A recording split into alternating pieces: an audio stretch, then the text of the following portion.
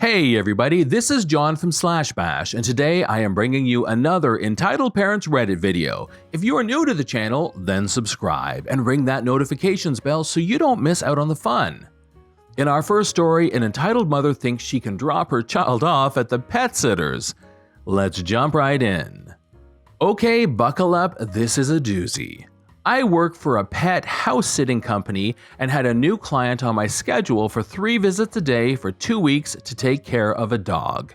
When I get to the house and go in, I see a kid and thought they must be running late leaving and didn't let us know. So I said hi to the kid and said, "It's okay, don't be scared," then called out for the parents. The kid said, "They're gone." I asked, "What do you mean?" The kid then said I needed to hurry up and make her breakfast and take her to school. I asked again, "What do you mean? Where are your parents?"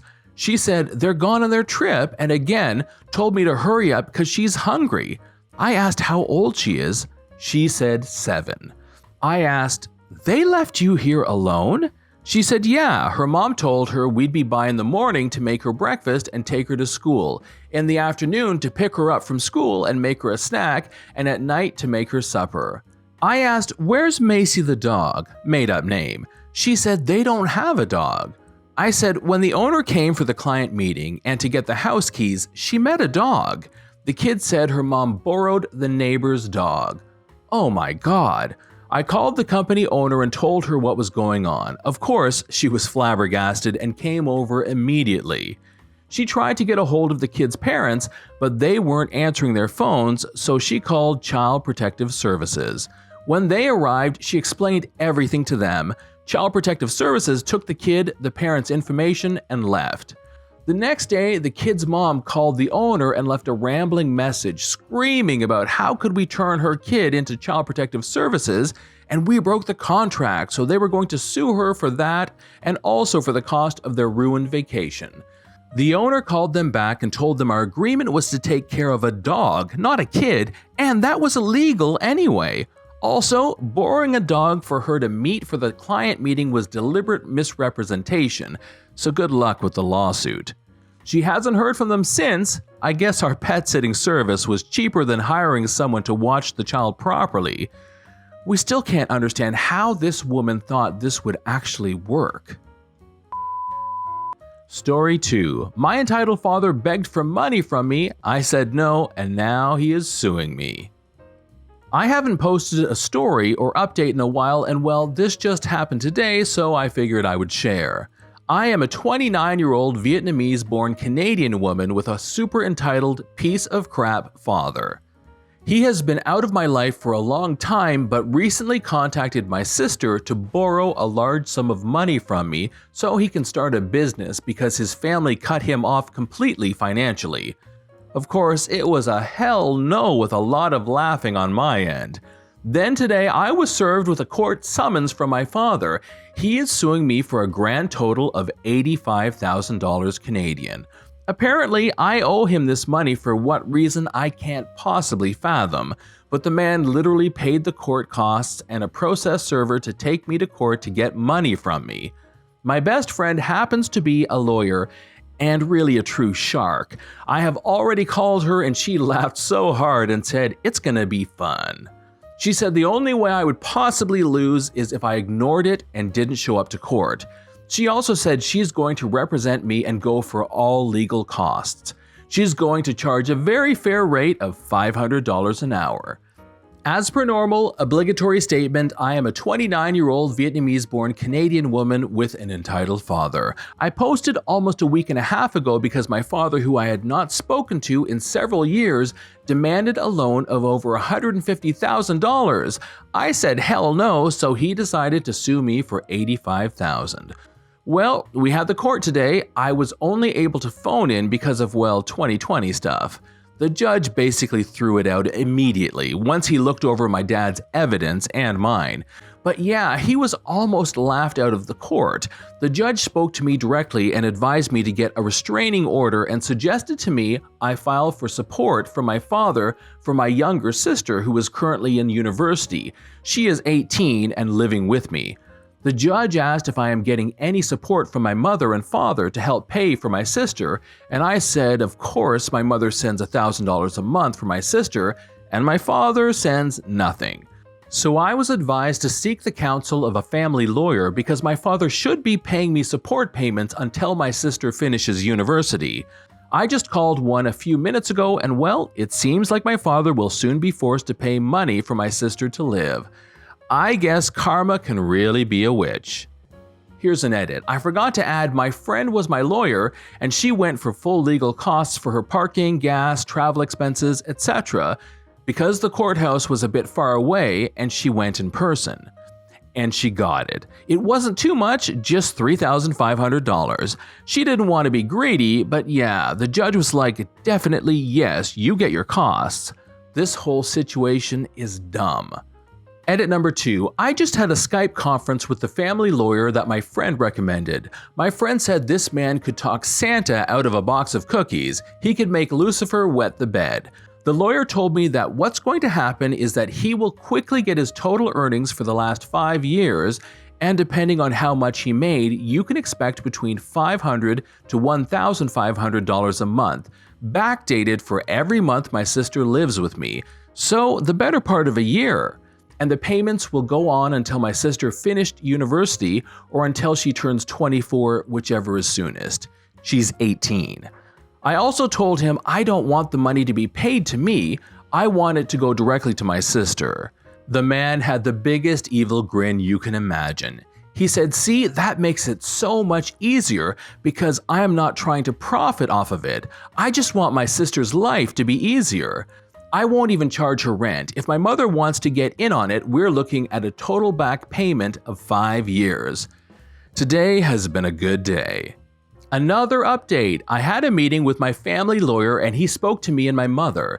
There was an agreement between the two for court-ordered child support for my sister of $2,000 a month.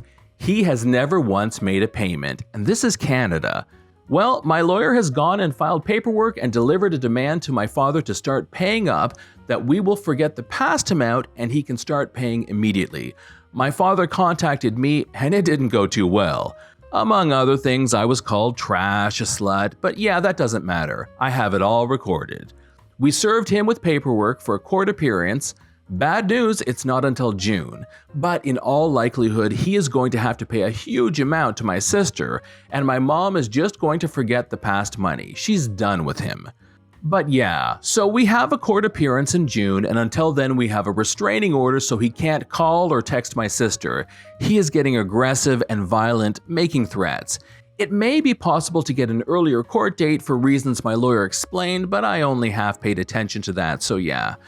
It is amazing what has happened, and all because my father made a huge loan request and then wouldn't take no for an answer.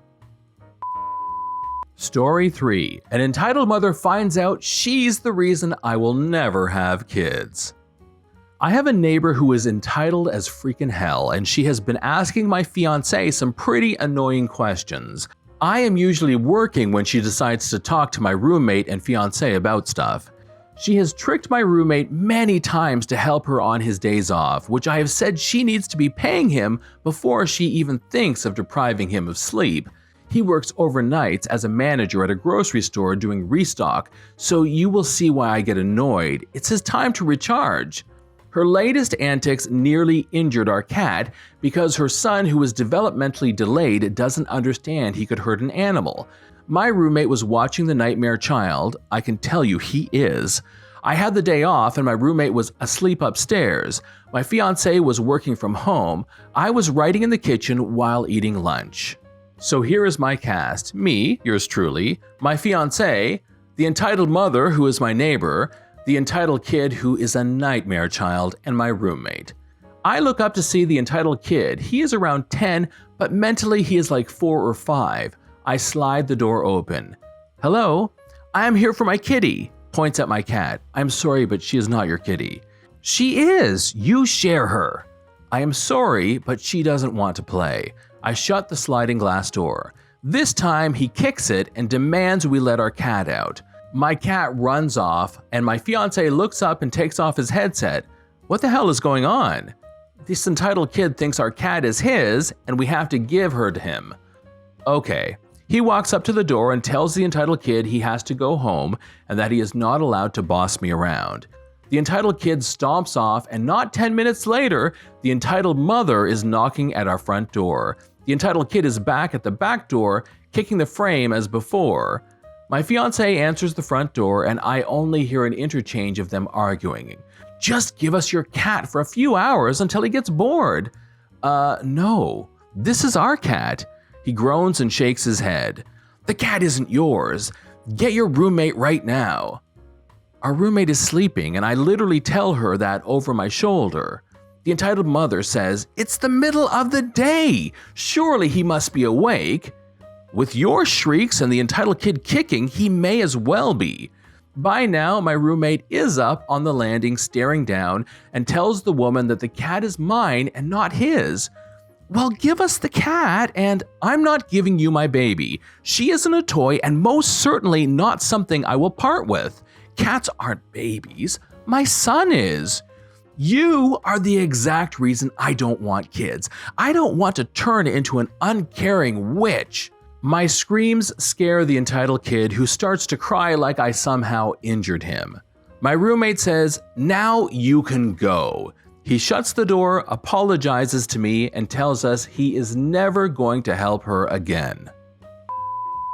In our final story, an entitled father tells me not to cook in my own home. A couple nights ago, I was cooking for myself, which is a rare thing these days, thanks depression. I was making a pasta bake with a bacony tomato sauce that I wanted to try. It was going well, basically all finished. I was just waiting for the garlic bread to cook in the oven. Now, the extractor fan from my kitchen is on the wall right near the pavement outside, so that's where it vents the heat and whatnot from cooking. I can also hear people's conversations through this hole, like word for word if the road is quiet. It can be funny sometimes. I'm about to check the oven when I hear a knock at my front window and see an angry-looking dude staring at me, like he was standing so close to my front window he could see me through the net curtains. I cautiously went to the door in my cooking apron with a large wooden spoon. What was I going to do, stir him? "Are you cooking?" Yeah, some pasta." "Can you stop? The smell is making my daughter feel ill." That's not my problem, sir." "How dare you? It's making my daughter ill. Now stop it right now." "Sir, I am in my own home. I'm allowed to cook whatever I want. If the smell is making someone sick, go away from the smell." Ugh. He stomps off in a right mood. I return to the kitchen and continue cooking. From outside, I hear through the extractor fan hole, "He won't stop. He was very rude to me and threatened me with a rolling pin." Did I? A rolling pin for making pasta? Sure. The next part was a little hard to hear. He must have walked further up or down the pavement or something, as I couldn't hear it all. I think he was on the phone to his poor wife, because not long after, a woman came hurrying up to my window and tapped on it. "Hello? My husband said you made my daughter sick." "Miss, I was cooking my dinner in my kitchen. Your other half then banged on my window saying the smell made your kid ill." The mother says nothing and walks away in silence. I heard nothing further from the fan hole. I have no idea what happened. My food was nice though, a little dry. I was distracted. This is John from /bash. Please hit that like button to help with the mighty YouTube algorithm, and subscribe if you're new. Thanks for watching, and we will see you in the next one.